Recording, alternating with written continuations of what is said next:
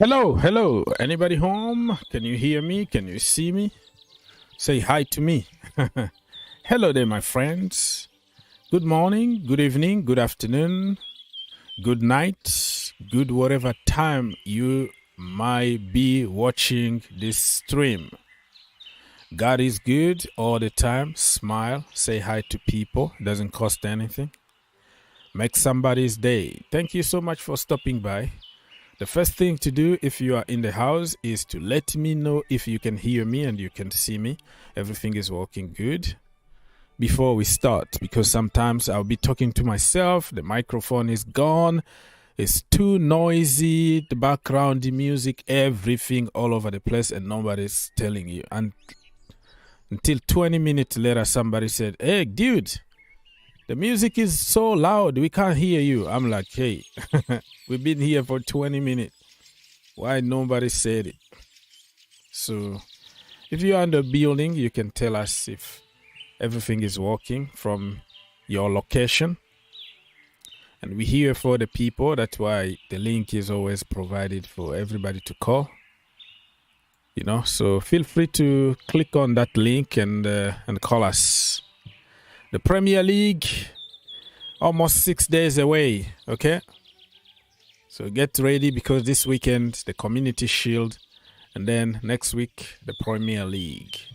So we have a lot of stuff to cover from every community, Chelsea, United, City, everywhere, okay? Not only Chelsea.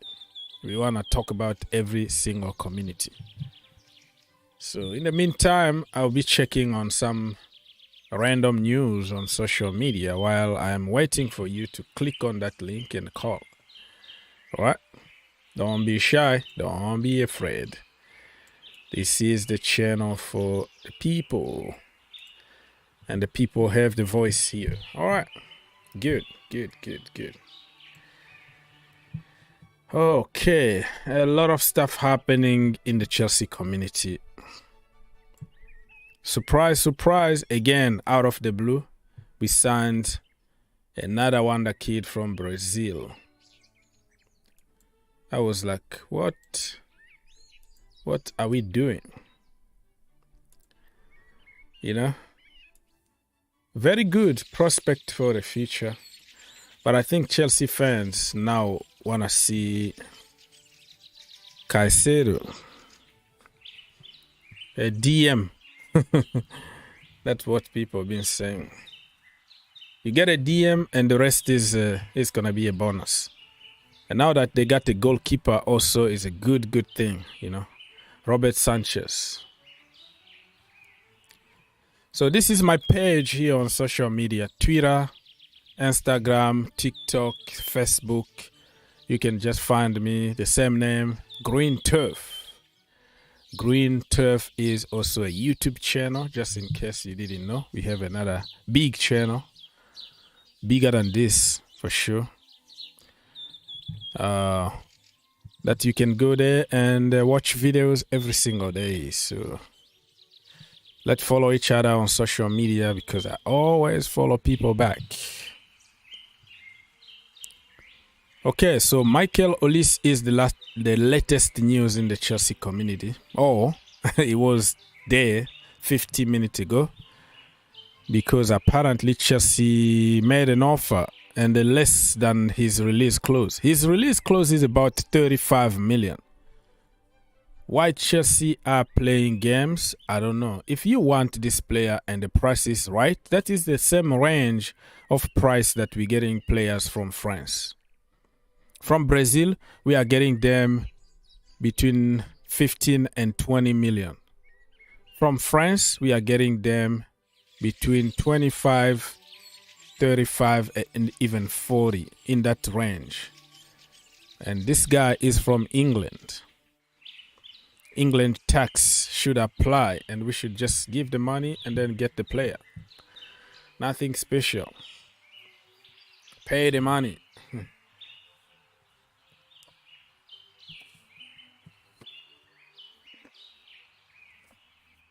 Just like Mourinho said to Mr. Abramovich, Mr. Abramovich, pay the money. Do not ask. When Mourinho came up with Didier Drogba, request. He went to the office. He's like, buy me this guy, Didier Drogba. And Abramovich is like, who? No, this is Drogba. Buy this guy. No, don't ask. Pay the money. I want this guy. So the same thing is going to be said here. We have to tell Mr. Boyle, pay the money. Do not ask. Just pay the money. Olis got a very cheap release clause, 35 million. That is crazy.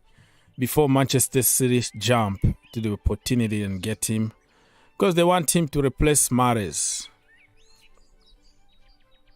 And apparently he prefers to sign for Chelsea because he's from the Chelsea Academy and he want to come back home. So pay the money. Show me the money. What do you think about this Olise guy? Let us know. So if Chelsea are really serious about it, it's not every transfer that we have to penny pinch, play games. No, some of them are like, they are cheap, they are great. Just get it done immediately and move on. And since we are going to lose on França from Brazil also is going to sign for Crystal Palace, and then we are going to get Olise. And then Crystal Palace are going to get Lewis Hall on loan after signing a long-term contract with Chelsea. So you see how the domino effect is going here. So don't make it to the point where Manchester City jump with more money, better offer, and change Mr. Olise's mind. So we have so many options, so many of them, people. So even if we miss out on few targets here and there, don't worry because we have so many. We have Diego Moreira also still there. We have Jesus. No, he's not Gabriel Jesus. He's Gabriel Angelo. He's Angelo Gabriel. Noni Madueke. We have so many people who can play from different positions. So if we miss out on somebody like Eli Wahi, do not kill Boli. It's just the way it is. We don't get him and then we go to France or somewhere else, Brazil, and get Deivid Washington. When one door closes, another door is going to open. That's how life works. And you can't sign every single player, You're going to miss on some of them because you are not alone on the market. And the player might prefer another project to grow, to develop, than coming to Chelsea and be sent on loan somewhere, So there are so many issues behind closed doors, not that black or white. So let me go and check on headlines from Mr. Romano so we can start talking. All right, so he penned this like 3 hours ago. I don't know why this is skidding and jumping all over the place. So he said, Deivid Washington to Chelsea, deal now imminent. Offer, we officially offered them 20 million package and they are prepared to accept the offer, and personal terms, no, not even a problem. And he's going to be on loan. He's going to go straight to Strasbourg. Good strategy because Strasbourg under Patrick Vieira can develop him. And then he's going to qualify for the UK visa. I don't think even he's going to qualify for the UK visa at the moment. He hasn't joined the national team, Brazilian national team and all that. And UK laws, Brexit, different to get the visa there. So if you already worked in one of the European Union countries, and then it's going to be easier for you to to switch and to come to England. So France or Portugal is a very good destination for the young kid.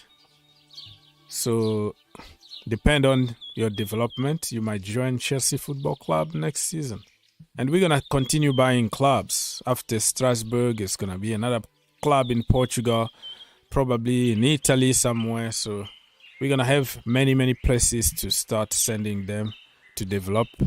And we go from there.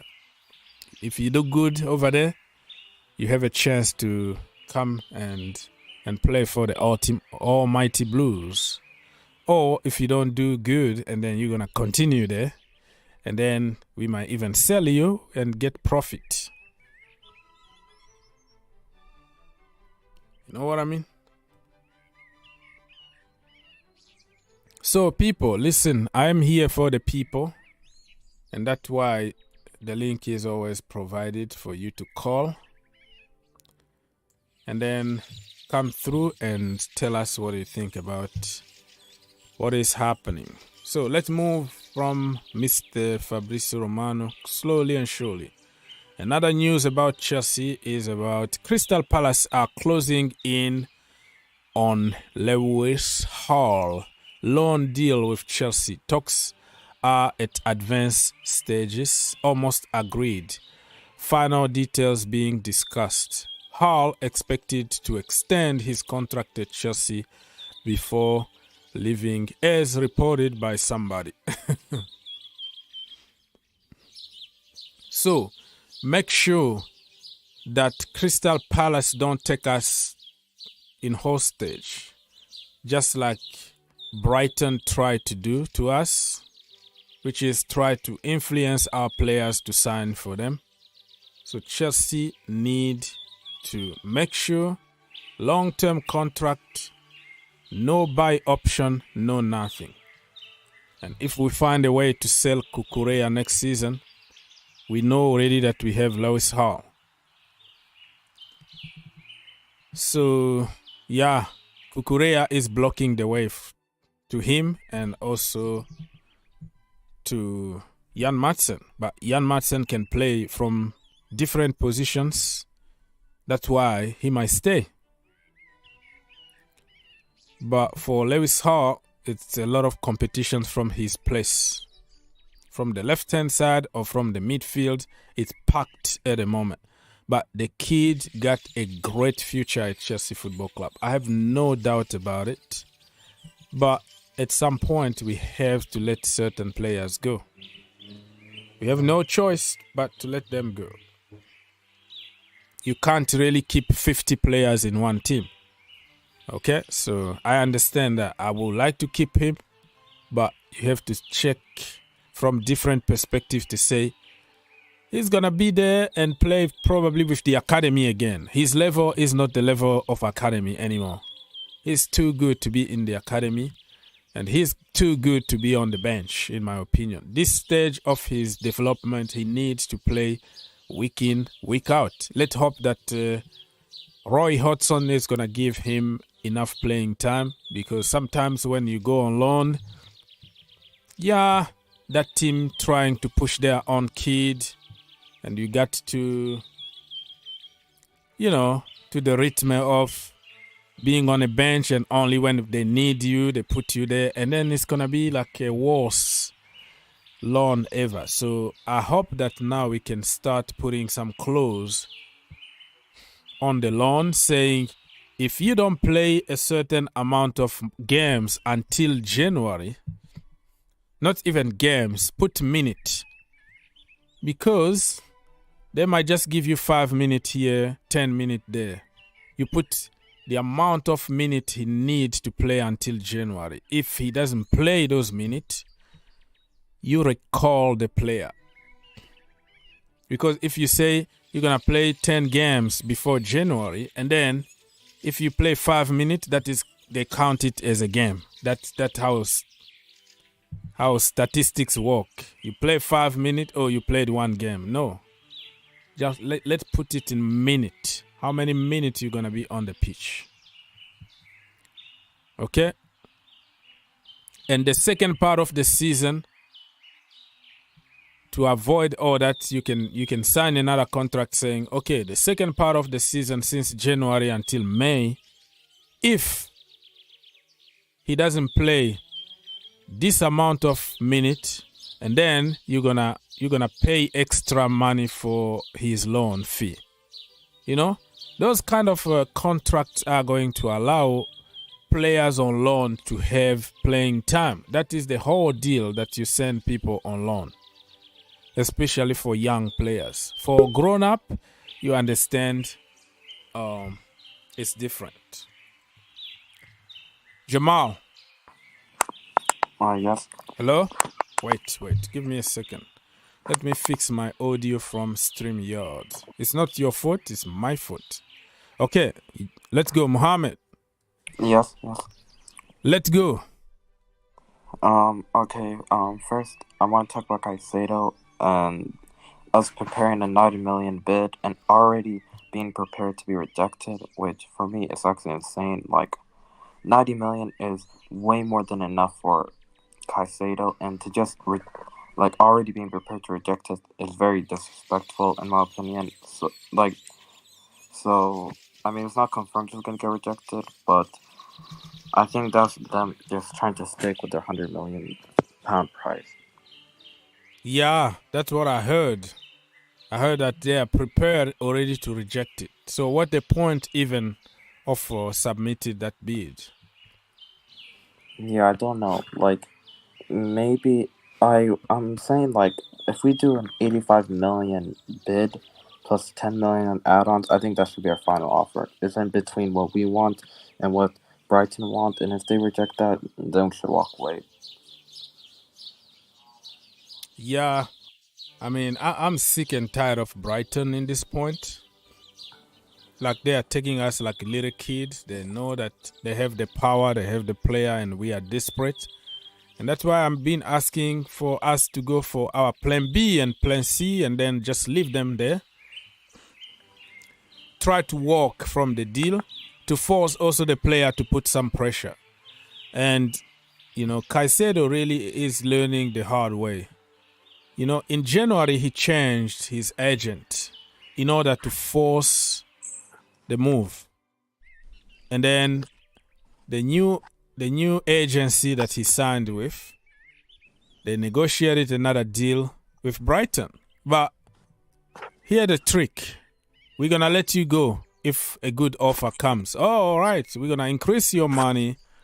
And then you think, oh, everything is good. Now I will leave and now I have more money. But there's a big trick there.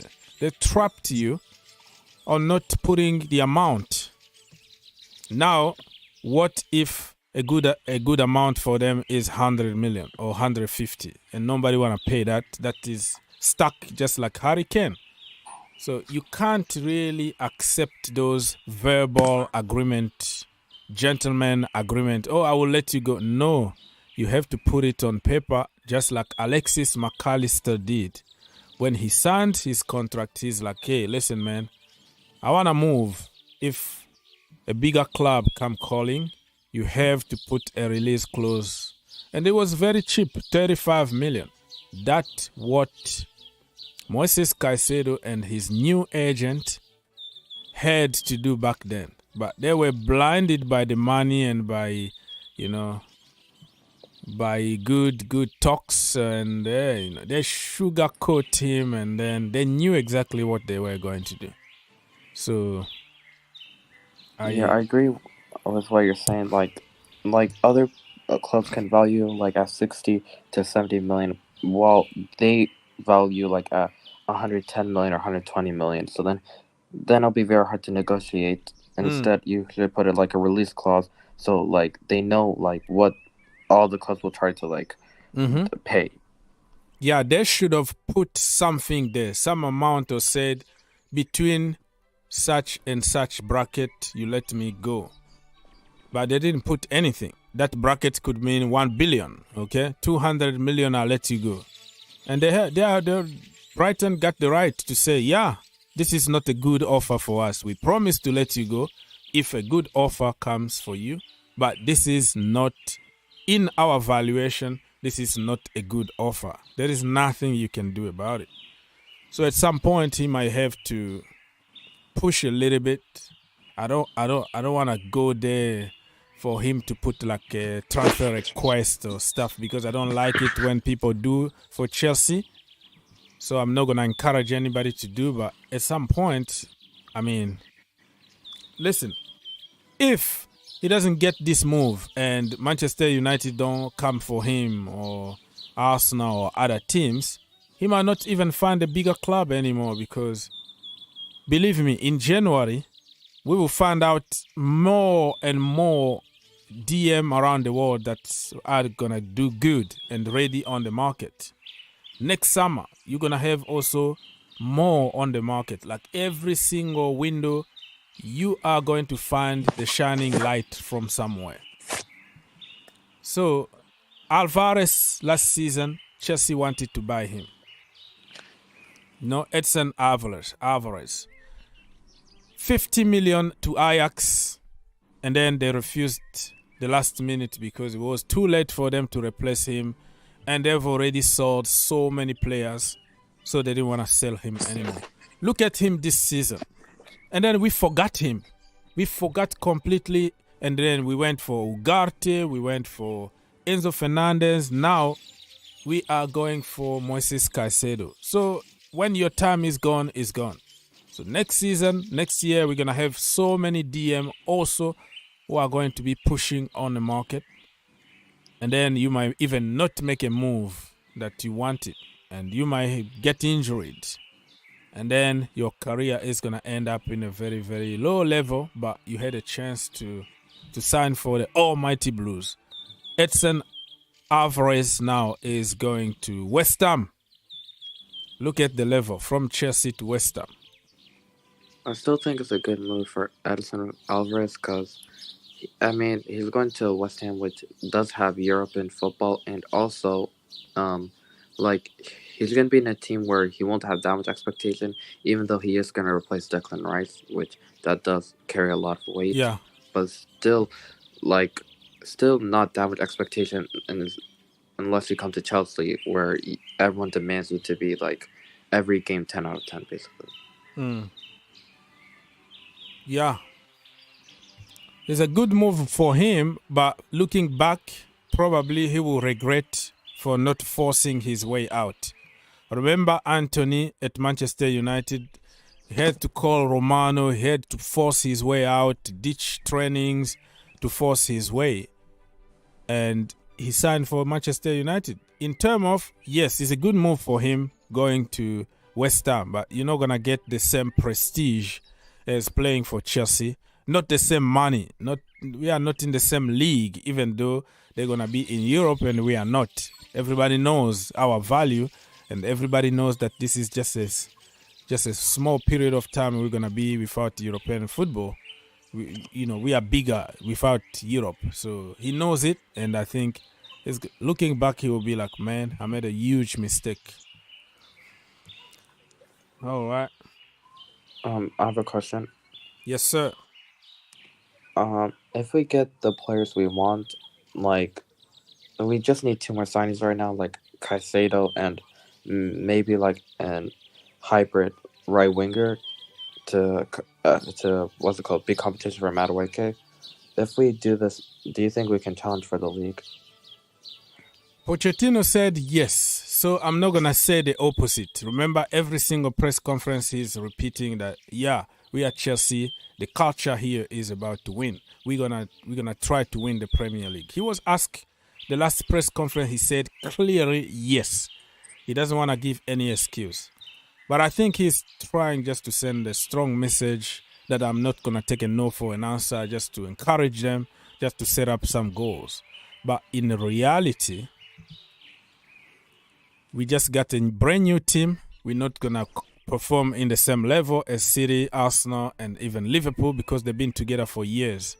At some point, we're gonna get found out. And a bunch of kids that we have, we're going to suffer at some point. So just because we are buying good players doesn't mean that we're going to make a good team. But slowly and surely, I think we're going to get stronger and stronger during the season. but do not expect 100% from us. Expect sometime we're gonna go down, really, like deep dive. So I'm prepared for everything. But if we go for the league, I would take it. I'm not gonna say no. But I doubt about it. But we can try. We can try against the teams that been there forever, been together forever. So yeah. I feel like what Pochettino was saying, like us trying for the title, I think it's mostly for the players to be in like we're not trying to just make it top 4. Like you need to go your best. It just pushes the players a lot. That's right. I think that is the message, but he doesn't mean necessarily like literally we're gonna win it. But hey, we're not gonna take a no for an answer. We have a goal to win. If we don't get there, but we're gonna give everything on that pitch to win. So, Bobby. Ox. Yes, sir. Yeah, I'm hearing you. I've watched football for so long that I never say never. I remember watching Greece win the European Cup champions. Euros. European. They won Euros out of the blue. And we remember Leicester, how they won the Premier League. All you have to be is organized, well rehearsed, and you can do it. We should not be going into any competition as Chelsea Football Club without believing or having the mind to win it. Now, is it being unrealistic? No, we're going, just as the former speaker said, to give everything. And in doing that, you'll be surprised what can happen. I actually came to join the space not to really talk about players and things, but to talk about the project. The owners are doing such a marvelous job, but this project is huge. They're turning Chelsea from an establishment, from an entity, from an institution into an institutional industry. The multi-club project, the stadium. When I was looking at the bad pitch in the Soldiers Field in Chicago, and I remembered the Mercedes-Benz Stadium in Philadelphia, I was thinking to myself, in Atlanta, Georgia, Atlanta. I was thinking, wow, Epali and Bowley are probably here taking notes. Yeah. Because particularly the unique stand structure of the Mercedes-Benz Stadium. But what intrigued me most about the Soldiers Field in Chicago was they built down. Yeah. The pitch was below ground level, and I think the first tier of the stadium was below ground level. It was only the second and third tier that was above ground level. And I thought, wow, this new financial venture that's been published in the Financial Times here in the UK, with the club trying to court and set up a partnership with financiers known as Ares, has in mind the stadium and the multi-club project. Now, the details of what this entails is not really known, but there's still talk of either redeveloping Stamford Bridge or moving to Earl's Court, which is my preferred option, to be honest, because there's more space at Earl's Court. Now, is this coming to fruition? It's unknown. The only thing we know at the moment is that we are negotiating for this extra financiers to come in. And what this looks like is that they are not stopping on the 1.5 billion they have budgeted for the stadium. Of course, if you bring in financiers, it's almost like taking an extended long-term loan. So they are probably looking to maybe double or quadruple that investment in order to build a state-of-the-art stadium. Yeah. Now, what does this all mean? Chelsea, or rather Blueco, which is now the entity that is Chelsea Football Club, in their multi club complex, are building a system in which this is why they keep buying all these young players, sending them. At the moment, Strasbourg is the target. There will be other clubs that they will go to. And people are saying, oh, why all these young players? What do we want with all these young players? What they're going to do with these clubs. And remember, not all of them will be loans. There will be some of them will be loans, but because we own such a huge investment in the clubs, we can sponsor the clubs to buy these players for us. For example, like what they're doing with this Arsene, for the Russian Zakarian, midfielder. yes. Yeah, Arsene Zakarian, yeah. they will get Strasbourg to buy him. And then eventually, when the mothership, which is Chelsea Football Club, wants him, we will then kind of shift money to Strasbourg, Yeah. which is our money anyway, and bring him In the over. same system, yeah.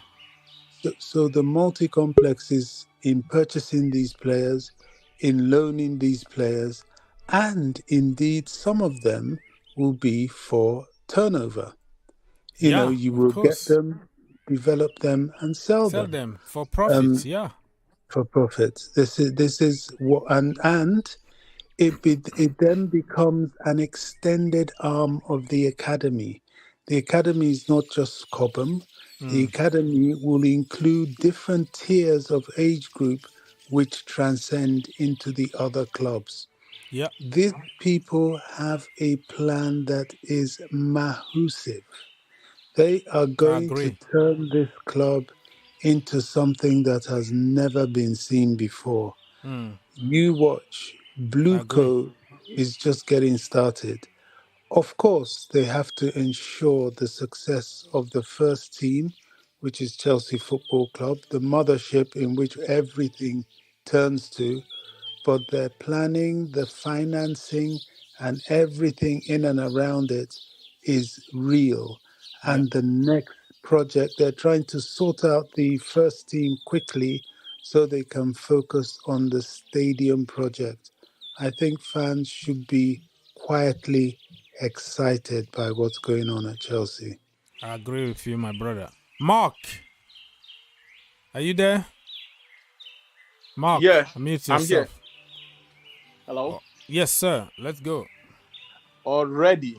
I think about 3 weeks ago, I talked about the Caicedo deal, and I was very pessimistic about the way things are going. And I think even Bobby was saying that, well, we have to be hopeful. I've forgotten what we're talking about, but I knew it will get to a point where this Brighton team is going to mess Chelsea up. In fact, we need to call their bluff. Chelsea is a big club, and I'll continue to say this. We've seen so many great players, good midfielders, World Cup players taking that place, and they've done a lot for Chelsea Football Club. I don't have anything personal against Caicedo. He happens to be young, and he is at the wrong side of, this tango, and it's rather unfortunate. What I can say is there are so many players out there. There are so many players out there. Before Jackson came to Chelsea Football Club, a lot of people were having their doubts. A lot of people didn't know this young man. But let's see what is happening right now. To be honest with you, if you should compare Jackson with Nkuku, one would say Jackson is more having a good time at Chelsea than Nkuku. And they have every right to say that. And this guy, we had him for a low key, like he was a low key player. Nobody really knew about this gentleman, and we had him for cheap. And I can assure you that if Villarreal knew this is what was going to happen, they would have bloated the price tag. Yeah, The he had saying, a release clause. That's the problem. In Spain, it okay, looks like everybody got a release clause. It looks like there but is a law over there in Spain.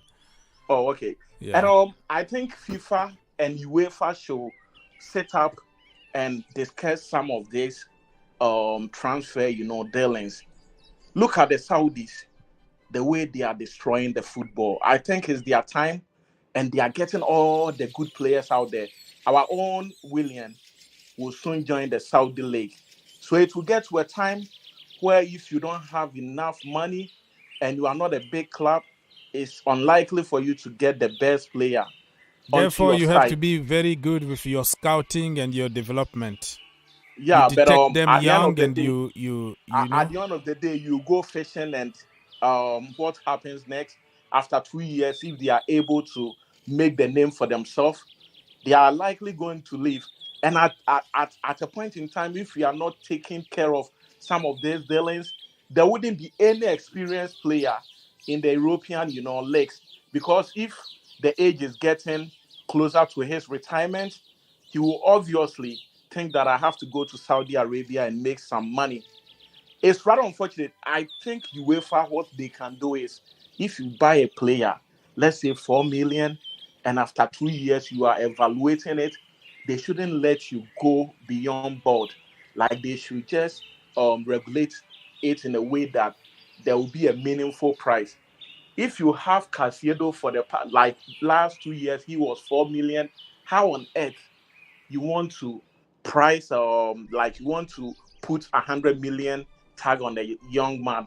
I don't know if Well, they are it's saying it should be a capitalism. hundred We are million. living in the capitalism world where Yes. it's So a offer and demand. So what I it's will, gonna be very difficult to FIFA or UEFA or whatever organization to put the limit. Back in the what I will day, before the change in football, where the let players what I are, will say right now. What huh? I will say right now is they should go to the Brazilian league. They should go to the Argentine league. Somebody right there, a DM right there, is over there. The point is, some of these players, if they should come into a big team, their input in their lower teams will give him the energy, extra energy. Let's say that Caicedo is playing for a low team, let's say Norwich. Nobody will even talk about Caicedo because he will put in a lot of effort. But because the team is somehow weak, you are not going to see a clear picture of his performance. The same thing applies to some of these VMs over there in South America. Maybe this person is playing for Boca Junior, playing for Sao Paulo team, playing for Flamingo or whatever.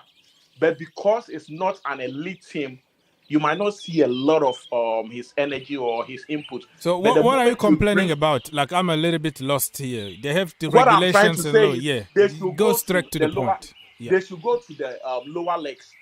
Like I'm not going to say it's even a lower legs. They should go to Brazil, Argentina, try and monitor some of these DMs over there, get all the names, try and give them the opportunity. You can get them for 10 million, and it And will this is surprise you what that they will Chelsea are sign. doing. Did you hear about Mr. Washington, Deivid Yeah, Washington? Exactly. but Can the I point is can I respond to this? the Because point Okay, is go straight to the point, and Bobby yeah, will the point respond. is So we're gonna go back and forth. Yeah. next weekend we are starting the league. So we are talking about DMs, and it's too late for the person to come in and settle quickly. That's my point. So even if somebody comes in, he might even start from the bench for 2 or 3 games, which isn't good. We should have gotten this DM situation or solved Sorted it long out time all ago. long time ago. Yeah. Yep. Okay. We're gonna come back to you. Bobby, you wanted Sure. to say something. yeah, I've heard so much of this sort of conversation from a lot of Chelsea fans, as if you can pluck players out of the sky with a magic wand. A lot of Chelsea's scouting is being done, just as you've said. All of a sudden this evening, Deivid Washington is another one that's been unearthed, albeit for the loan market, but they are working on scouting. Yeah. The truth of the matter is quite simply this. Moises Caicedo, I don't think Chelsea were wrong in dragging this out because they fought to try and keep the price down. But Moises Caicedo is subject to length of contract tax, what I call length of contract tax. He and his team was stupid enough to go and sign an extended 4-year contract for peanuts money and trap him in this situation.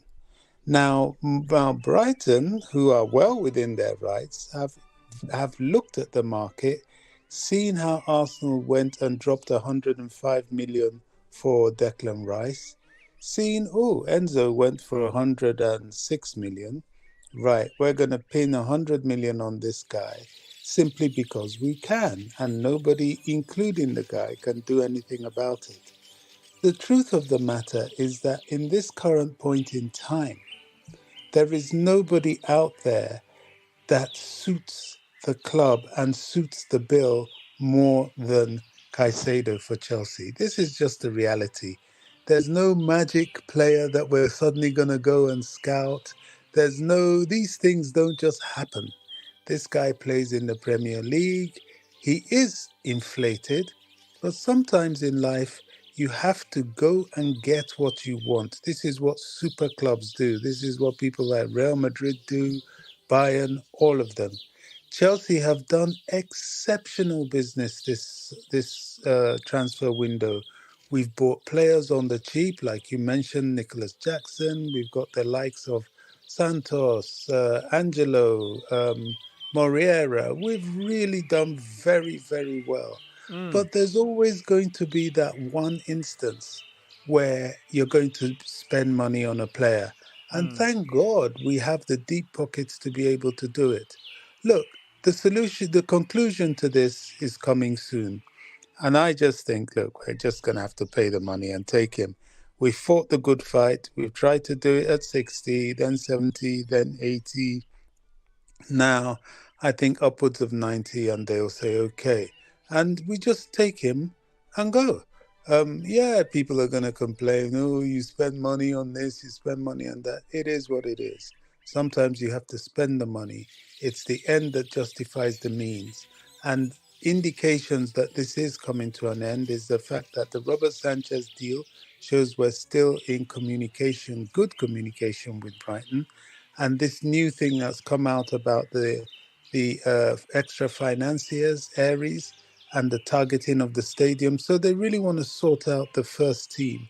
And I think we have about 2 more players to really fulfill this, because we've got the goalkeeper, we've got the defenders, we've got a DM, albeit he's a young kid, but, I don't know if he's staying in Leslie. It's just Caicedo and maybe a striker, and we're done. We're prepared for the season. Yes, he's coming in a bit late. We really do need to get it done by Wednesday. But if he sits out, I don't think we've planned for him against Liverpool anyway.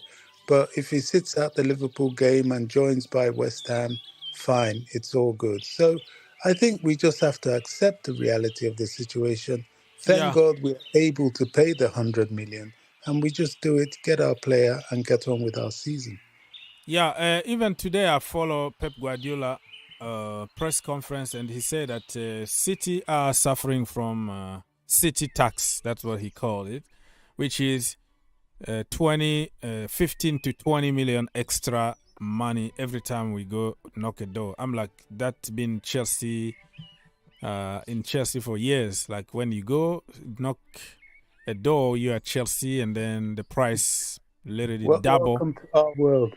That's what we should tell him. Yeah, that's what he said today. So I'm just I'm both ways here. I'm trying to find the middle ground, 50-50, to see what. And the way I heard is like Pochettino is putting a lot of pressure. That's why he doesn't want to budge. He doesn't want anybody else. It's like, okay, I need this guy, and probably we have to give him his man, because so far I've been the team buying for him, and then he need to work with them. And a manager, sometimes you need to give him what he wants so he can. Okay. He does need Caicedo. He is very important to the completion of the squad, and he's expensive. Everybody knows he's inflated, of course, but Sometimes you have to do these things. That's football. Everybody does it. Look at Real Madrid. They spend 75 million on a 16-year-old that isn't even with them and can't join them for another 2 years. It happens. It depends how much you want the player. Yeah. Yeah. That's Mohammed, bro, you're not talking. If you have something, you can jump, okay? If you want to talk, you have to raise your hand and tell us that you want to talk. Anything you want to add? Anything new you want to bring on the table? Depend on you. I have both, but I'll just add on right now. So, I agree with Bobby with some things, but there's some things that, like, let's say we paid the 100 million for Moises Caicedo, then let's just say hypothetically, next summer Sterling goes to Saudi Arabia because he had a bad season. Then we need another left winger, and we're like, let's go for Matoma. They're probably just gonna stick in 120 million price tag, and they're just gonna stick with it. Like, pay the money or you don't want him. By then, we would be harvesting our own players. This is why we're getting all these young players. There are many of them. Look, Santos is going to be in the team for sure. I'm hearing Angelo is also going to be in the team. We've got Chukwuemeka. Who knows? I've heard that Pochettino wants to use a vast majority of those youngsters that he took to America. Yeah, okay. Lewis Hall has gone for a year's Crystal loan Palace. or will go, and I think that's good for him. Please God, let us get to Champions League, and in the summer he comes back. So I wouldn't worry too much about that. In fact, I will do a dance if Sterling goes to Saudi. Honestly, let him make room for these youngsters, because at the moment he's blocking the youngsters that could take his place and do better than him. So I wouldn't worry about that. I think this expenditure on Caicedo, if and probably when we make it, is not going to be something that's going to be happening too often now. When the more settled the squad is, the less you have to throw these big expenses on players. And unless the players a staggering marquee, I don't think you'll be seeing Chelsea doing this every summer on a player. Okay. And can I add something? Yes, sir. So I've been looking through Twitter, and I see that we have made a 25 million bid from Michael Elise. It's from a French reporter, like, it's like Fabian Hawkins, something like that. Yeah. Yeah, Fabrice. Yeah, I know him. Yeah, he confirmed that we have made a 25 million offer for Michael Elise. It's on the table, but we still need to know about his hamstring injury, and president terms are agreed. He slightly prefers Chelsea over Man City. Yeah, he does. He's a Chelsea boy. I don't know if you know that. He was in our academy before going to Crystal Palace, and his brother is still in our academy. So he's very, he knows a lot of the academy people. He knows the club. He's very comfortable with Chelsea. And one thing about our academy boys is when they go, they often, if there's the opportunity to come back to complete their business, they're keen to do it. Declan Rice would have been happy to come back if we had paid the money for him. So I'm not surprised that he favours the Chelsea project. The only thing is you've got to look at that hamstring injury and be sure that it's on the mend and it won't flare up again, like Kante's situation. If that's going to be happening with him, then of course it's not worth the risk. But if he's going to get well, he's a young man and hopefully it doesn't reoccur, then he's probably going to be quite a shrewd buy. Yes, Mr. Mark, what do you think? Michael Olise. Yes, I've studied Olise for some time now, and I think he has been prolific for Crystal Palace.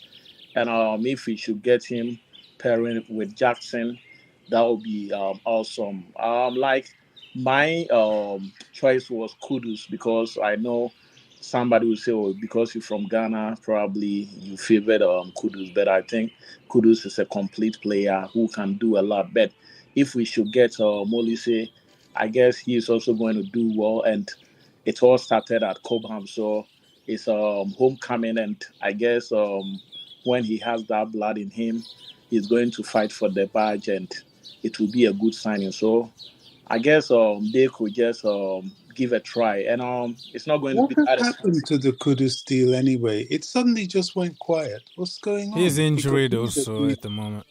oh, he's injured. Yeah, Okay. he was in they were in preseason and he was taken off because he was injured. And I'm a little worried about his injury record because the first thing that I do every time we are linked with somebody, I go through your injury record. And when I went there, I was really worried. One of the injuries is not like his fault. It took him like more than 100 days off, but it's somebody like karate kick him, just like kung fu him, and then he broke his rib. That took him like more than 90 days out. And the other injury were like 2 months, 3 months. The length of injuries, I was a little bit worried. Like ankle injuries and like 3 month out and like so many games lost. I was a little worried, but I always try to keep it positive to say, he was very young back then.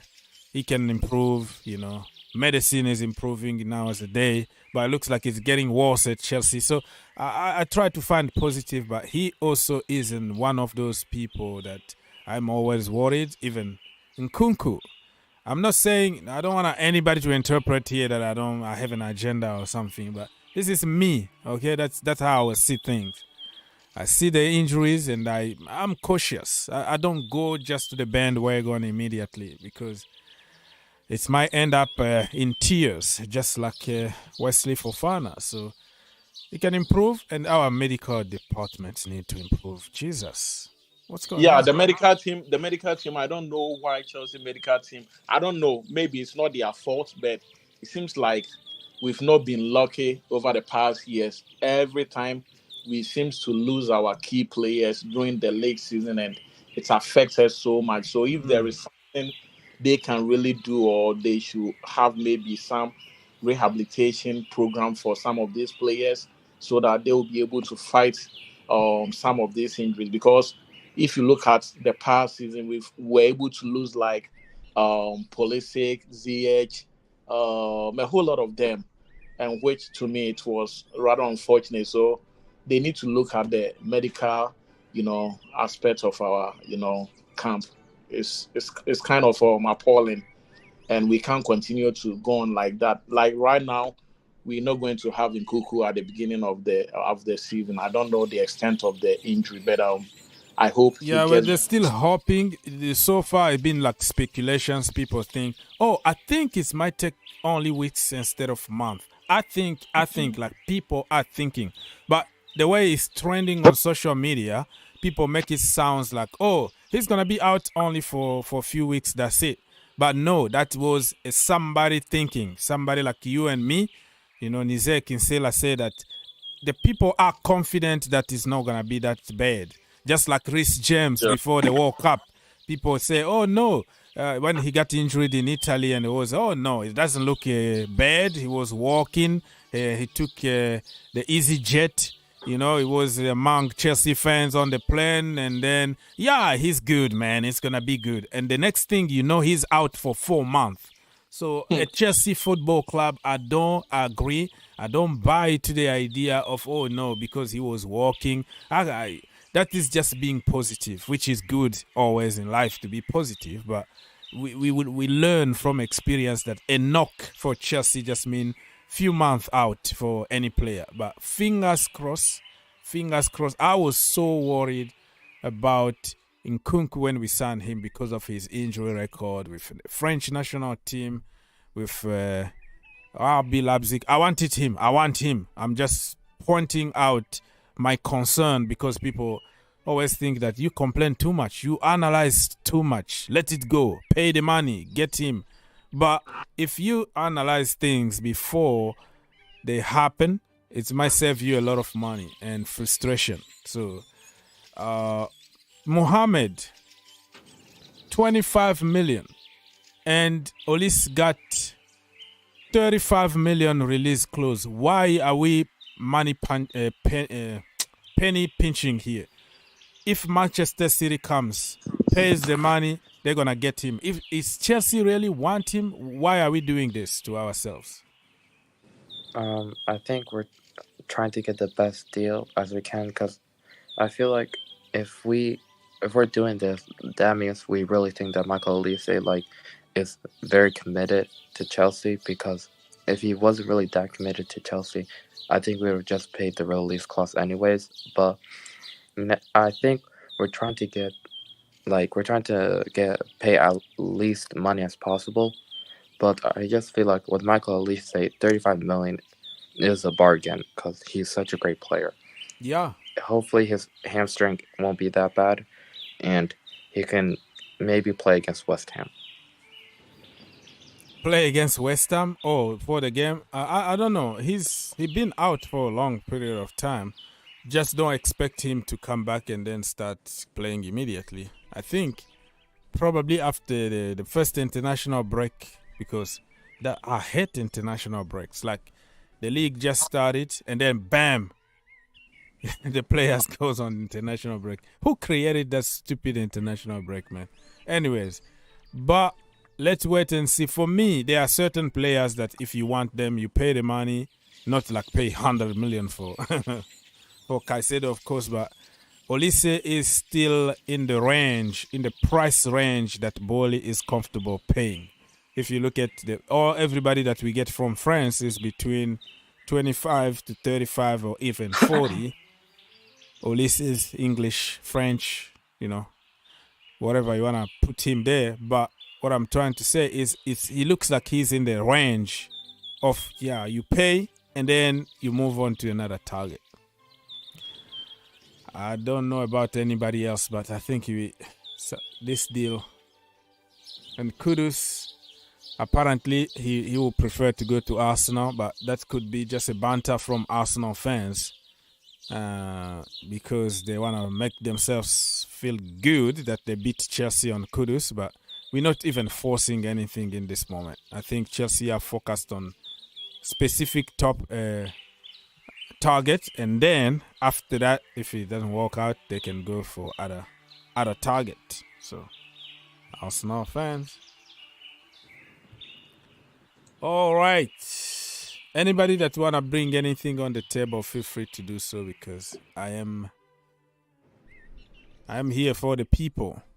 Tomorrow we're gonna be back here for the game live from Stamford Bridge.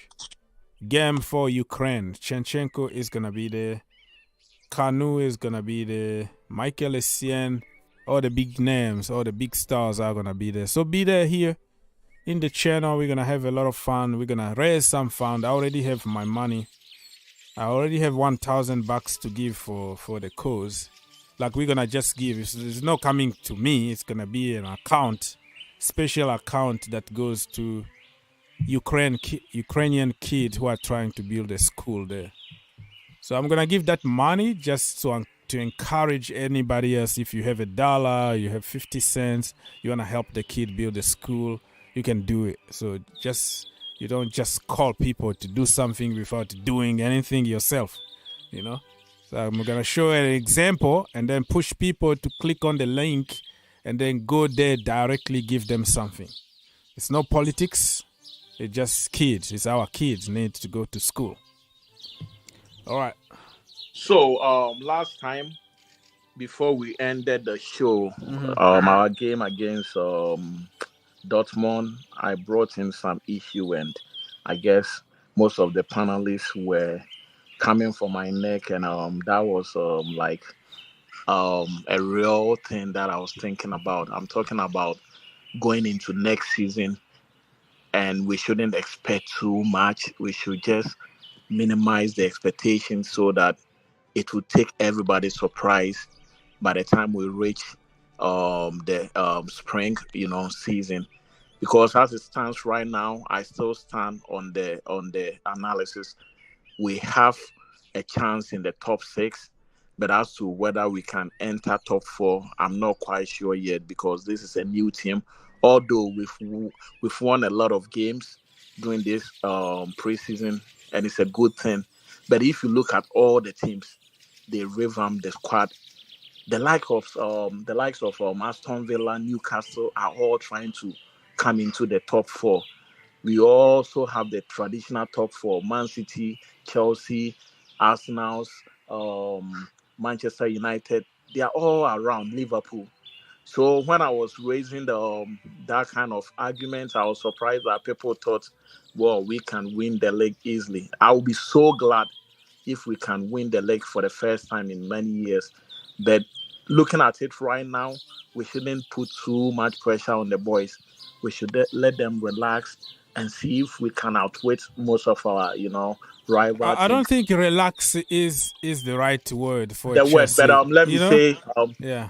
I wouldn't say relax, but let's outwit them with let's be the underdogs. That's what I will put it. Let's be the underdogs because we are coming from a season where every team was beating us at the back of their mind. Most of them are gone though. Most of the players are gone, but that tag is still there. But we have a new system. Everything looks positive. So we shouldn't rush the guys. Like, we should encourage them. But if we tell them that, hey, they have to come first and all those kind of things, you put unnecessary, pressure on them. And if care is not taken, they are going to repeat the same mistake. So I still think that we can do something, but nobody should expect something serious. This is a new team, and Poch is going to be here for a very long time. We should just give him the time so that he can build something solid for the future. We shouldn't try to, put a lot of pressure on these boys. Some of them are very young. The problem is you understand. I understand. I'm with you, but the problem is in a team like Chelsea Football Club, the pressure is there, even if nobody is putting the pressure on you. The stadium, the how the club is, the trophies that we won, you get there and you feel the pressure yourself. And in any professional work, you need that kind of pressure too. You need a little bit of that. All we can't do is get to the evil level where people just insulting and taking everything for granted and like entitled all the time. We can force whatever you want, but somebody else is going to be stronger than you at some point. So I think they have to feel that pressure, but the pressure from people when you get to the evil level of we are together when we win, but you are alone when you lose. Like, losing is not acceptable. That is not how you teach your kid. You teach them hard work and order, and you understand that at some point they're going to fail. So I want the pressure to be there, but not the pressure of, I am entitled. We are Chelsea, and you have to win now because we paid a lot of money on you, and you are getting this and that. I'm from Brazil, brother. I was playing in the Brazilian league. Let me adapt to the weather, for example. Like, some people don't take context to consideration. I understand the pressure, but I also understand that we can't get to the level of entitlement and we are Chelsea, but we are 12. That's our level right now. So we have to take it easy and accept the fact that, yes, we put the pressure, we expect something out of them. But when that thing doesn't happen, understand that that is part of life and that is part of sport. You're not going to win all the time yourself because there are people out there who are stronger than you, who are better than you, who've been training for 7-8 years together, who can defeat you. You know what I mean? So yeah, and also I will say something about Raheem Sterling. I'm somebody who has defended this brother for a very long time. The expectations were high when he was being linked with Chelsea, and I was so happy that he was able to join the team. But ever since he came, things are not going the way most of us are expecting. And even that, we were still, supporting him. But at this point, I guess he has to raise the bar. Other than that, by January, he will be out of Chelsea team. This is a prediction I'm making because if you look at his side, these young guys are coming to take over, and he will be going down the pecking order. So he has to do something about his gameplay. Other than that, it's likely by January they are going to offload him to a team, or they will send him on loan to something which I don't know. Well, depend on him too, because he's on a ridiculous amount of money and contract. So you might send him home and he still get 350K every single week. Let me say hi to Victor, because we have time to talk about that topic. Victor.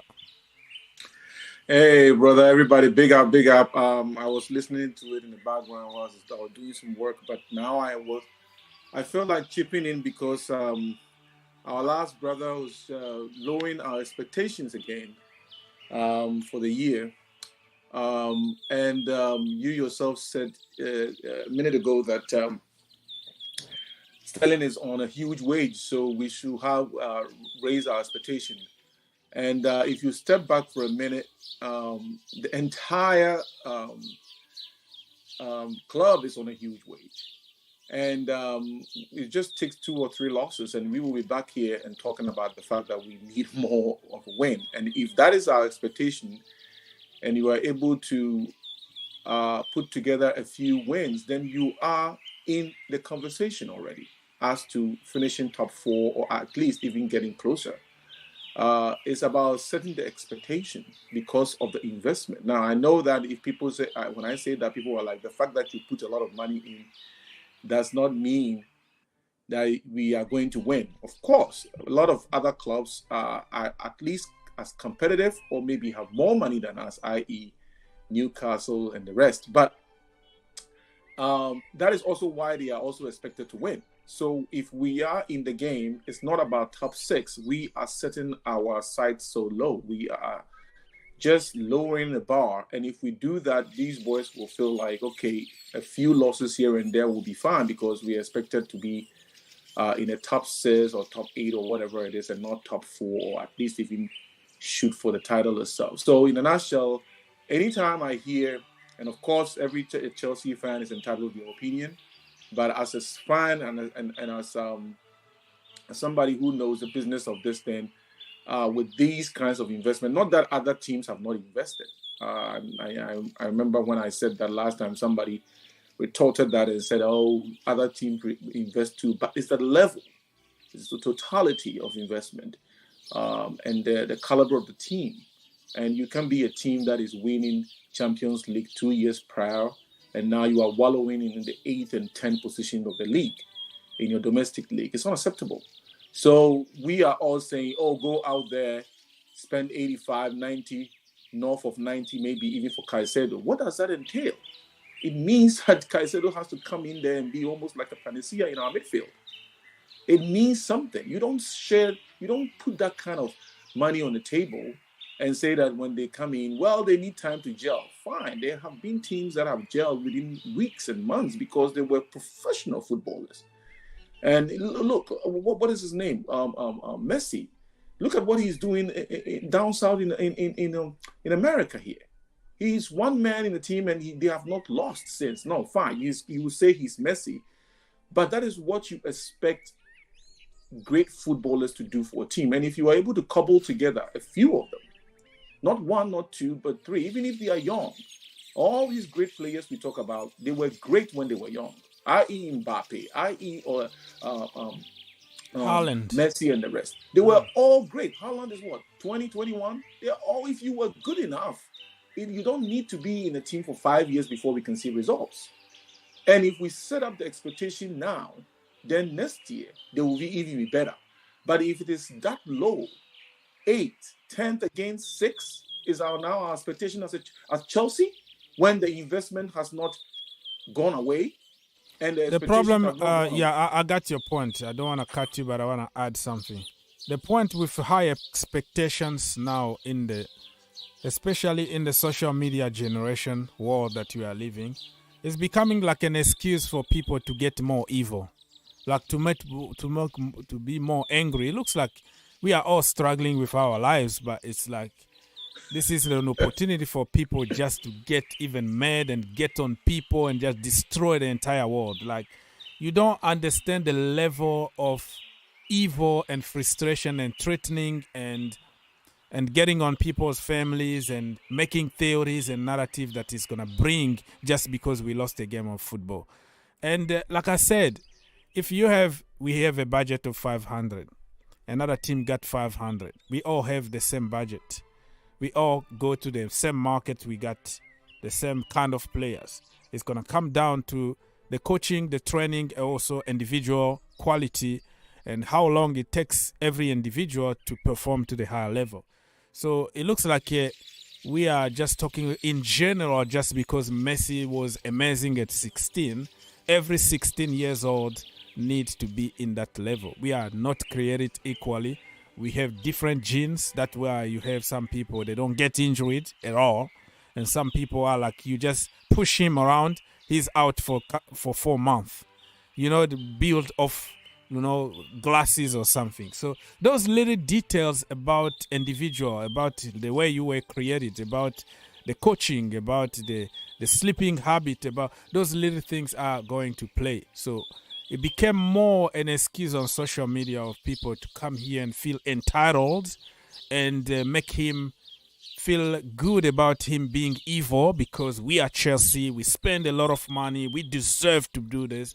We are entitled to this. And one loss is going to bring all kind of evil stuff towards people's kid, people's dog, cat, everything need to be put in the same pot because you are responsible of this. And we don't understand that in life, you're not going to win all the time. You can try whatever you want, my brother. It's just not happening for you. It's happening for you. In 2009, Chelsea had the best team in the world probably after Mourinho left. And then the other guy, Avram Grant took us to the Champions League final. And we lost on penalties. And Didier Drogba came out to say, you know what? What I understand in life, when it's not your time, it's not your time. Because back then they were on top of the world and took details to lose that game. It took John Terry to sleep the last minute, and then we lost the final. And then in the year that we were not expecting anything, aging team, playing with a 19 years old Bertrand from the academy, David Luiz playing with one leg, Ivanovic suspended, Ramirez suspended, John Terry suspended, Michael Essien injured. It took like the crappiest team of the Chelsea history to win the Champions League. So what I'm saying is, yes, we can make all this theory about being Chelsea and spending money. We are not alone and we are not created equally. And we're going to lose games. That's the way it is. I understand you. I understand that point. What I'm trying to drive at is that if we are all investing, you just mentioned the fact that if we are all trying to invest money and we've all invested 500, why is it that one other team is expecting to win and the other team, the fan base is expecting to be in the 6? I mean, I am not trying to, protract this conversation or this argument to an extent where it is like,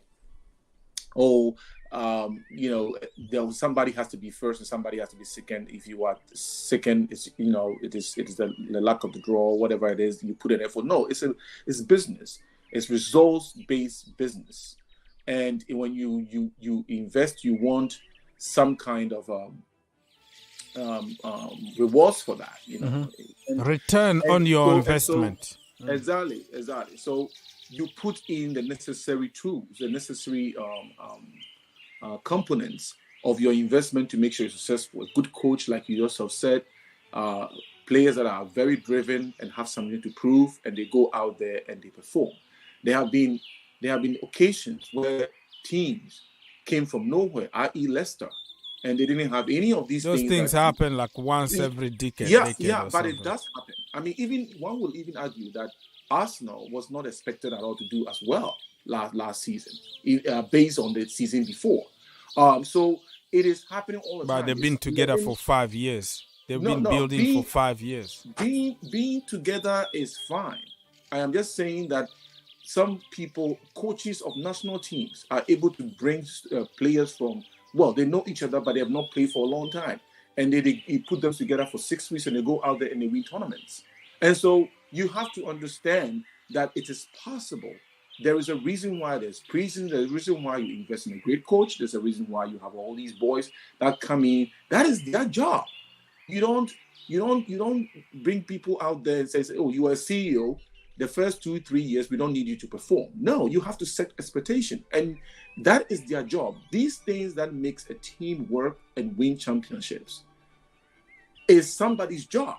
We are fans, fine, but that is their job to make sure that is the case. Now, that doesn't mean you will be there, but it has to be a clear effort, which all of us have to hope for. But the expectation, the goal at the start shouldn't be lowballing when you yourself said the investment are the same. Look at Manchester City. Most of their playmakers, well, you could say that De Bruyne is still there, but he's a year older. But some of their very great players are gone.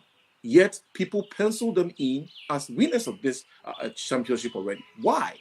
Because that is the expectation. If that is the marker, and that's why I preface my argument by saying Chelsea has won this thing before. We just won the Champions League. Unless we are about to agree that, the name Chelsea doesn't mean anything. There's a pedigree there. There is a history there. And since Manchester City is basing on those history, Manchester United is in the conversation. Arsenal is in the conversation. All of the factors that I've mentioned, great players, good manager, pedigree, history, all those things Chelsea has. So you're saying all the good stuff, but also you forget how long, because even Pep Guardiola, the team was built years before he arrives. But when he arrived the first season, he couldn't win anything. That tells you also that the timing, the training, the togetherness, the friendship also count. And also Klopp, because you're giving their example, and I'm trying to bring you also in the reality why he didn't win anything the first season then. But I'm also telling you, Pep Guardiola had not coached in the Premier League before, ever. This guy has coaching here. He knows the Premier League. How much he won? I mean, yeah, but the fact that he had coaching here and in this Premier League, and he's experienced. And how much time it took him to build a team? 7-8 years to build a team to the level that he took it. But he wasn't supported. It was in his era that they were. But the problem with you is this is the entitlement kind of behavior that we have in the community. It's Chelsea, but you're giving example of other teams that has nothing to do with Chelsea and who failed just like us in the first few seasons. And it could happen. I'm not saying we're not gonna win. We might win, and Pochettino made it clear, we are Chelsea, we're going to win.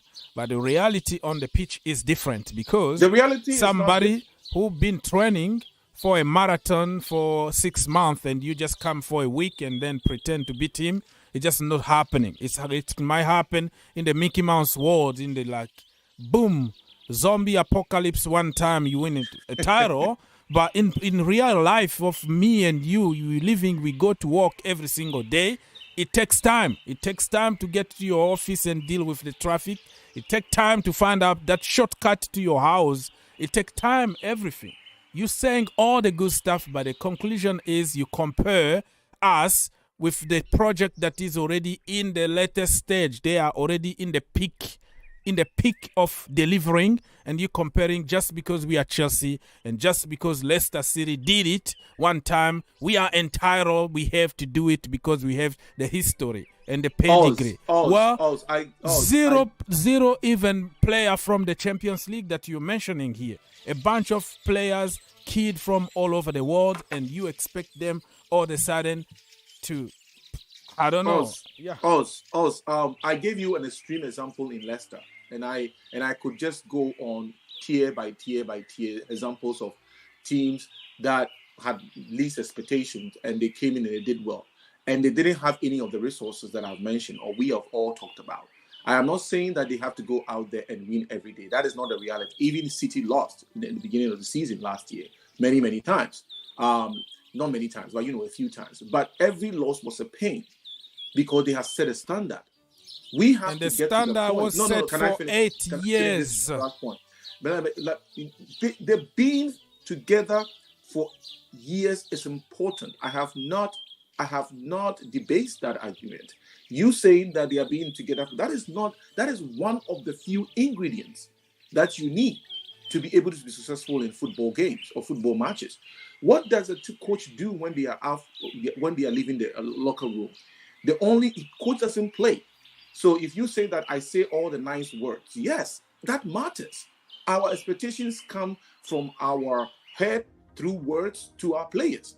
And that is what the coach tells them when they are about to leave the locker room. Go out there and win. Why? Because you are Chelsea or you are City, or because I have prepared you. You are good enough. There's 11 players on the field. If they are better than you, it's because of their IQ, or it's because they are stronger, or it's because they are faster. Go out and beat them. Compete. You will win. And you are also Chelsea. Now, that is something that anybody can say. You could say it's all just words, but it's important. They playing together is maybe 20, maybe 25% of what makes a team for a long time. It's what makes a team successful. There are other ingredients. If all the other aspects are doing well and we are gelling the team as they play together, most of these players, 90% of them, are professional players that have played either in international leagues or came from places where there are high-level football being played.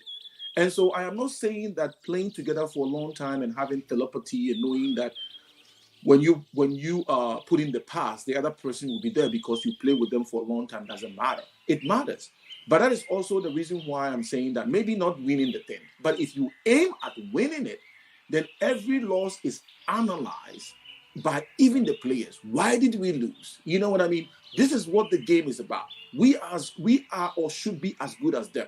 And I guess I'm just more worried about the psychological aspect of it. The reality is there. We all start the game together, 11 against 11. Some teams may not be that competitive because they have not done that kind of investment. But we are going about and combing the world of football for the best of the best so that we can field 11 good players to go out there and compete. Why on earth should we say that, okay, because of reality, we should shoot for 6?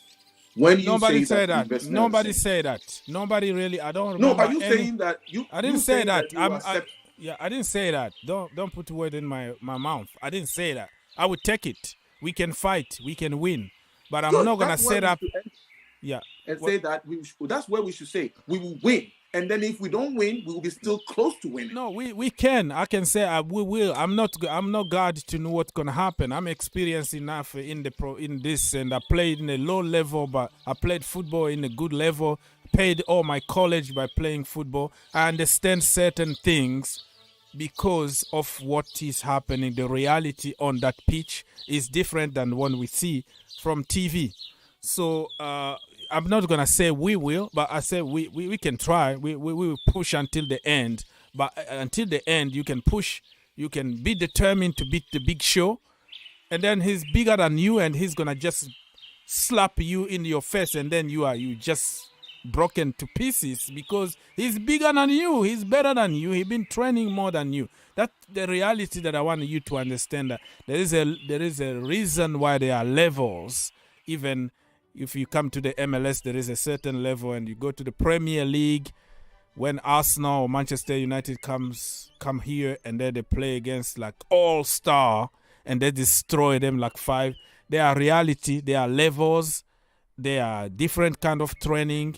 That is how the world works. Even in the army, different countries got different kind of level of army. So I want you to understand that no matter how hard you try, sometimes it just doesn't work for you, or it just somebody else is better than you and he's gonna destroy you. So that good. is So the therefore, reality. your argument should be like so. that. And I didn't say that we should expect 6. I didn't tell you to expect. I said we can try, we can fight, but a level of understanding need to be like, hey, if we win together. And when we're going to lose, we have to expect to accept the fact that in life, you don't win all the time. And people who've been there for 8 years together, they're going to be strong than the kid, Angelo Gabriel, who is coming from Brazilian league, who hasn't even made it to the senior team in the Brazil national team. So I'm giving you those aspects so you don't get too mad when it happens. You know that it's going to happen at some point. That is the problem. We have to start moving because, For me, there's something to be said about going into a season and thinking that a team like a club like Chelsea will have to settle for the 6. Nobody said that, No, bro. no, I'm I not think saying you are I'm not just saying making this no, up. no, no, no. Nobody So, said that we have to settle. People are telling you reality of football. I did not say that. You said I shouldn't put words in your mouth.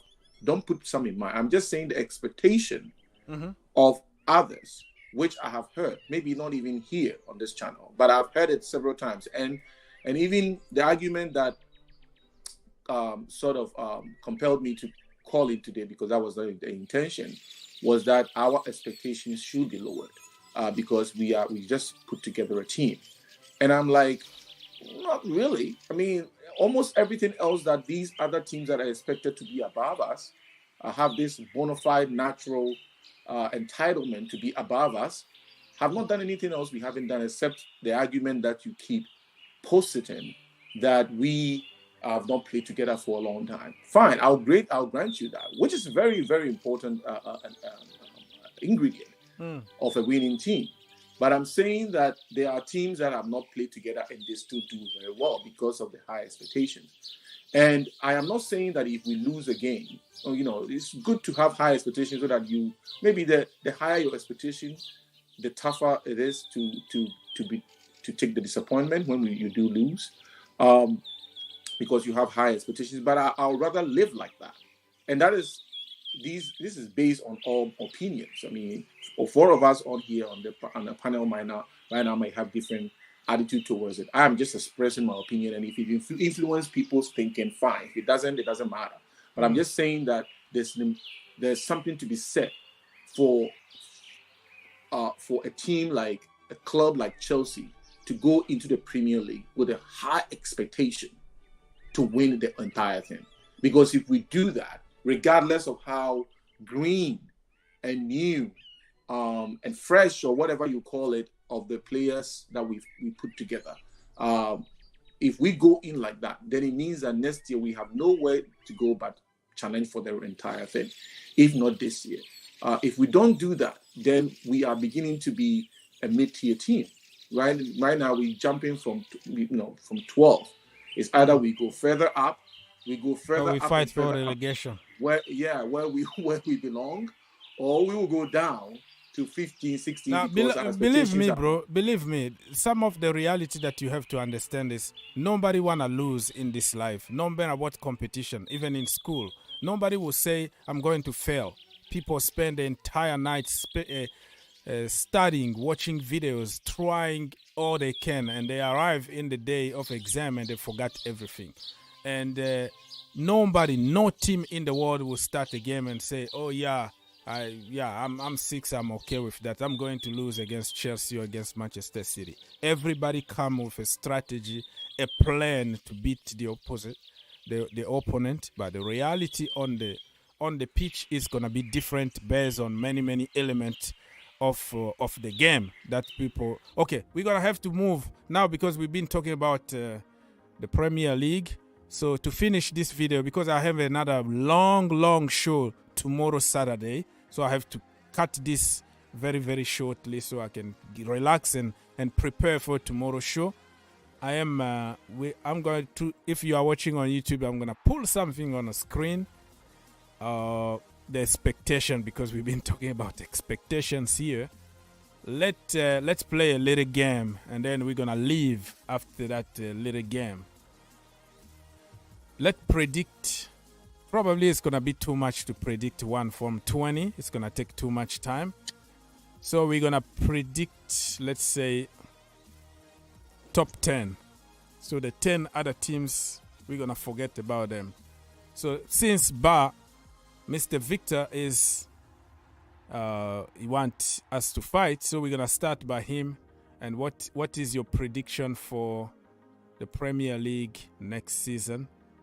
If you wanna predict only top 4, you can do it. If you wanna predict top 10, you can do it. So everybody feel free to predict how many teams in order from 1 to 4 or 1 to 10, depend on what you feel.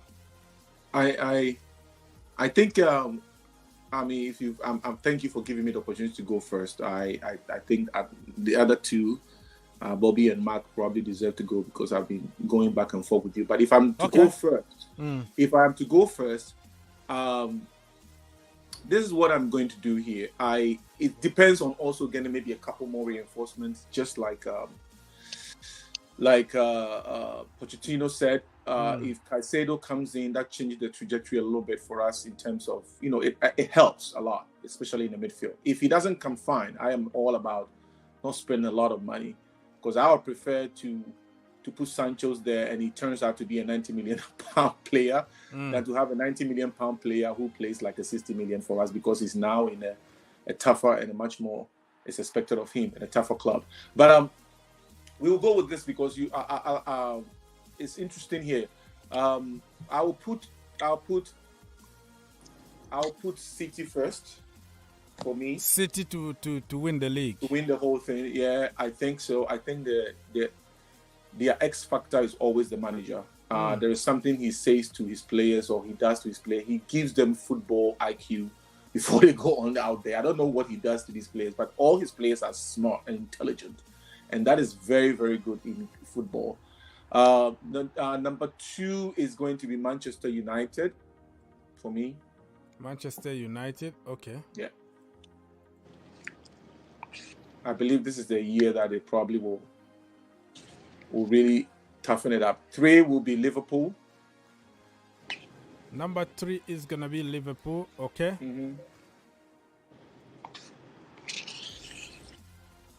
Number 4 is Chelsea. Top 4, Chelsea. All right. 5 is Arsenal. The Gunners are 5. Wow. Okay. Yeah. There will be targets this year, as well as Newcastle. They are all going to be targets. Newcastle will be 7th. I will put the coach from Australia, I've forgotten his name, who is now in charge Postecoglou. Oh, yeah. His name is difficult to... Call him Angie, Big Angie. Yeah. He has won almost everywhere here. I mean, I lived in Australia for 2 years. I was very close to what is it called, Port Melbourne, in terms of the football that they're playing. And I lived in Melbourne, and I know that I was following, not necessarily following because it wasn't that big of a deal in the late 1990s. But he has been very, very good everywhere he's been. And he plays attacking football and he makes sure that his players are really strong. If they lose Kane, that's a different matter. If the Kane stays, I'll put them in 6. But for now, I'll put Newcastle there in 6. Okay. And then I'll put Tottenham 7th. Yeah, you don't have to go until 10. I just ask you as long Brighton as you can go, I'll do the first 10. There's 3 so more. Yeah, this one is like European places. So yeah, it's all good. Brighton 8, Aston Villa before even Brentford. Now, some of the folks down there might do well, but I feel like those who are being promoted right now, except for maybe Burnley, I don't know, the newly promoted might just go back down. Who knows? Because everybody. Yeah, Luton Town looks like they're going straight back. Yeah, it looks like everybody that's been cool. But yeah, this is my top 6. Yeah, top 7 actually. Maybe all right. Top 7. I said put Brighton 8. Brighton are going to be 8th. Okay. Might be different. Maybe Everton might come further up. Who knows? Everton. But put Brighton 8. Dead Brighton football 8. with Brexit FC, Sean Dyche. Okay. And then do Fulham 9. I like Fulham. Fulham 9. Okay. And then do Aston Villa 10, and put Brenton down. Brenton will get the reality check this year because some snuck through. Yeah. Yeah, we're going for top 10. Otherwise, it's gonna be too long. So that's good. That's good all right. for me. So you put Brenton 15th, wherever you move him from. Okay, 15. Whatever is left there. So this is my first 10. All right. I want Chelsea to be in top 4. Surely, the other 3 in front of them might be a little too strong, but top 4 for sure. That's where I'll leave you for sure. All right. Yeah, I'm taking a photo of this. to be reviewed in 10 months. I'm taking a photo of it. Good. It's there on the record, so I will remind you what you said. Yeah. Okay, all right. All right, Okay. no problem. All right. Let's go, you. Bobby. Are you still there or you busy? If you're not busy, give us your top 4 or top 10, whatever you decide. No, Bobby is not there. I think he's gone. Okay, Mark. Bobby, Yes. whenever you're ready, if you are watching us from YouTube, you can jump anytime. But if you are not ready, we understand. Mark, what is your top 10 for? To do end of round 1, then I'll go end of the season. End of round 1, I will see Arsenal being at the top. Arsenal to win it, okay. For the round 1. Okay. You see Man City at the second position. Manchester City to finish second. All right. There will be Liverpool.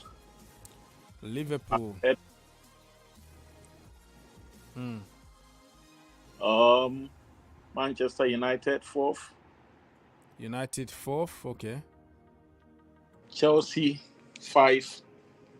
Okay.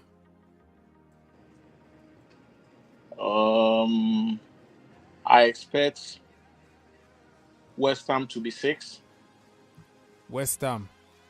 They're going to be in the Europa League and they haven't bought anybody and they lost Declan Rice. Okay, 6. All right, let's go. That is your choice. Newcastle will be 7th. Newcastle 7th. Okay. I will put Aston Villa 8. Aston Villa 8th. All right. Tottenham 9. Tottenham Hotspurs, yes. Then Crystal Palace at the 10th position. Palace 10th. Oh, wow. This is a big call here. All right. So Arsenal, Manchester City, Liverpool, United, Chelsea, West Ham, Newcastle United, Aston Villa, Tottenham Hotspurs, and Crystal Palace. Top 10. Wow. So there will be a forecast of Hurricane leaving Tottenham Hotspurs. Yeah, I heard that today was gonna be the deadline. Take it or leave it. For he's likely going to move on by the winter season because his contract is running out. So by the winter windows, he's not going to be part of Tottenham team, and it's likely Son will leave during the winter windows. So I will take Tottenham out of first 10, probably somewhere 11, 12 for Tottenham. So you have to remove from Tottenham. So you're changing your mind? Yeah, Tottenham will drop from the first 10. And who are you going to put there, number 9? Number 10 will be Everton. Everton will be the dark horses. They will come to 10. I'm going from 10 to 1. So put Everton at number 10. I will put Crystal Palace where they are. West Ham will drop to number 8. West Ham? Number 8. Okay. Villa will switch to number 7. Okay. Aston Villa number 7. Newcastle number 6. Okay. I will put City number 1. All right.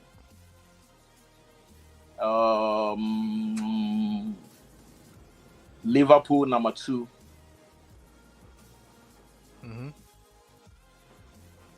Chelsea number 3. Okay. Chelsea will be 3. Arsenal number 5. Man 4. Manchester United. So you gave 2 predictions here, before the winter and after the winter. Is that correct? Before the winter, I gave Tottenham. Yeah, I know. I got what you said, but I'm saying you gave 2 eyes here. Like, this one will like be the season. Before and after, yeah. Yeah, end of the season. I can also give you the relegation teams if you want me to. No, it's gonna take too long because I have to leave. No, the relegation, I'll make it quick. It's going to be Luton, Bournemouth, and Nottingham Forest, or maybe the other team. What's the name? Wolves. These teams you are have like to be specific. You can't say maybe. Wolves. You have just to Wolves. say. It will be Wolves, Bournemouth, Luton. They are going to be out. Bournemouth, Luton, and what team? Bournemouth, Wolves, and Luton. Wolves. Okay, Wolves. Okay. Wolverhampton. All right. So yeah. Yeah. Okay. That is according to you. Well, we have another brother here who just came because we were closing the shop already, but we're gonna allow him to talk a little bit. What do you wanna discuss today, Mr. Bruce? Yeah, evening. Yes, sir. Sorry, just about the Premier League table. That's why I joined. Yeah, so just want to make my own prediction. Okay, let's go. All right. So what's there is that Arsenal first. Arsenal to win the league. Okay. Wow. Yeah. Manchester United second. United second. Okay. Yeah. Manchester City third. City third. Okay. Yeah. Chelsea fifth. Chelsea fourth. Sorry. Chelsea fourth. Yeah. Then you come Newcastle. Newcastle United fifth. Yeah. Then Liverpool sixth. Liverpool sixth. Yeah. Aston Villa seventh. Aston Villa seventh. Yeah. Tottenham eighth. Spurs eighth. Yeah. Brighton 9. Brighton ninth. Okay. Then there goes a Fulham 10. Finish. Who? Fulham 10. Yes. Okay. Awesome. Yeah. I'm gonna take some screenshot on this one and then remind you when you fail miserably the end of the season. When Chelsea when Chelsea wins the league and Arsenal so 10th. Happy. Arsenal 10th, and you're gonna be like, yeah, what? That wouldn't be a failure. Yeah, good. Okay, anything else anybody wanna discuss? Because we done with predictions now. Tomorrow I have a long show, so I have really to go now and like refresh myself a little bit and get some sleep and then prepare for tomorrow's show. Saturday, be here. We're gonna be here for the game live from Stamford Bridge. Any news on sponsorship? Any news that you wanna discuss, bring it on the table. We don't care. Is there any news for our sponsorship for the JCs? Well, the news is about Deivid Washington. Do you know the news already? Yeah. I saw the guy that we bought from Brazil. Mm-hmm. So it's gonna be confirmed. And another news is about David Raya already. Not David Raya. What I'm talking about? Robert. I'm talking about Robert Sanchez. Yes. Like Robert Sanchez, I guess in a few months he's going to be the number one because he's more efficient as compared to keeper. And if you look at the guy, I took almost like an hour to watch some of his games and some of the best moments. And he's somebody. They're gonna even keeper. If they put his best moment, you're gonna think this is the best in the world. Though. Well, I've seen something about him. I also watched him some few seasons back, and I think he's not a bad goalie. And he's gonna improve. He's still young, still can improve. Yeah, I agree. With the way we are having a feeder club in France is a very good thing because we can control things from England. Unlike before, where we'll send the players to an unknown teams, and the coaches over there decide what they will do with these players. Right now, there will be influence as to who should play in France, and if those players are really good, I guess they will send them back to Cobham. So it's a good thing that we have another club in France where we are sending most of the inexperienced players there, where they can come back and get more experience in the Premier League. So we should be expecting some good things from some of these young guys we are bringing from South America. As a matter of fact, I would like to see more South American players and African players coming through this program or this project. And in a few years' time, I guess it's going to be like booming.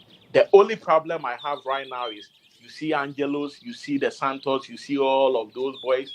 In the next 2-3 years, Madrid will come boom with a big cash money, and what happens is they are just going to follow. Don't worry about it. We are tidying that. We tied them like for 8 years. So we're gonna have their best years at Chelsea. Don't worry about that. The Caicedo move, like the Caicedo way of things, where we need to make sure that if a team is coming for Angelo in the next 3 years, they would have to pay 300 million. I don't care about what people will say because it seems like people have taken advantage of us, and most of these boys, it's likely they are going to be attracted to some of these Spanish teams. And South American players are like their dream teams are Barcelona and all those places. So we should get ready because the time will come, these teams will come, and we have to, make money. Yeah, we're gonna worry about that after. But now we signed them for minimum 6 years. Some of them 7, 8. So we have time. We have a lot of time to worry about that. Let them develop. Let them ball. And if any team wanna come to them, by then we're gonna have a hell of a project. We're gonna have probably 4 other teams around Europe. It's gonna be already a well-oiled machine, Chelsea, by then. And you're not gonna even have, you're gonna enjoy it that you don't wanna leave anymore because we are winning stuff. So. If Todd Boehly can get something from, if they can get some of the teams in South America and Asia, they can also go ahead and buy those teams. If there is some cheap team out there you want to buy, you can just go ahead. Chelsea even wanted to buy Santos. They wanted to have some part of that. They just refused. But we're gonna buy teams over there. Don't worry about it. Yeah. Yep. Okay, so I will take leave of you and hopefully. All right, my brother. Listen, come back tomorrow because we have a long show. Come support the cause, and I'll see you. No problem.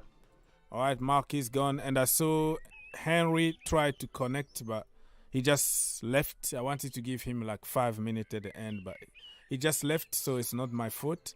So I'm gonna have to leave, people. Put your notification on. Go on the Green Turf YouTube channel, and he was always late, brother. No.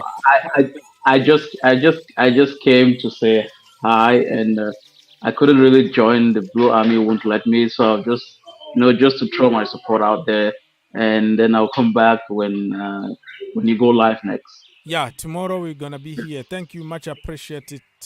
Love and peace to the Blue Army, my brother, and I will see you. Thank you so much. I appreciate that. So, people, it was a very good show.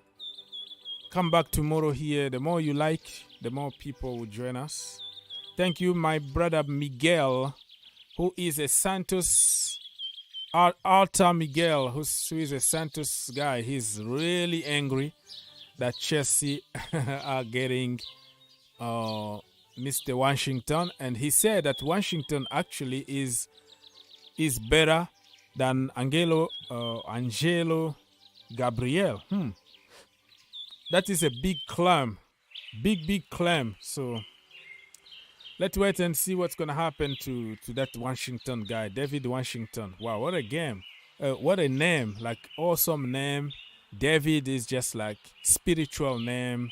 Awesome name, and then you add to that to Washington, okay? Washington, the first president of the United States, the capital city. All that, man, that guy is a blessing, you know. It's a big blessing for this brother. I'm checking on if there is any breaking news from Fabrizio Romano here.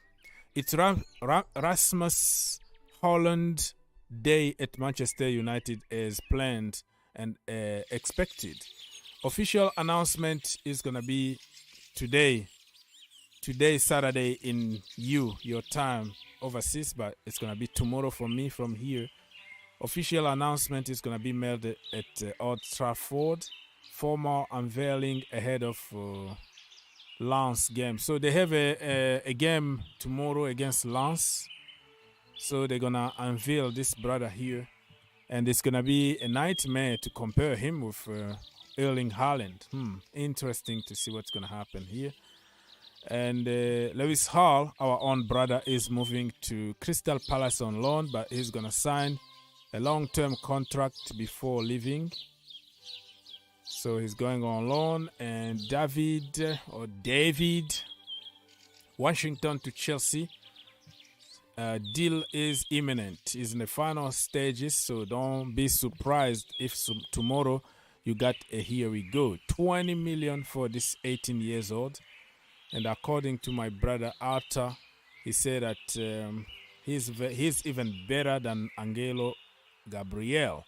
But he's going straight on loan in France to develop, and let's see what's going to happen in the future. Thank you, everybody. This is my page here on social media, Twitter, Instagram, TikTok, whatever. Green Turf also is the name of one of our channels.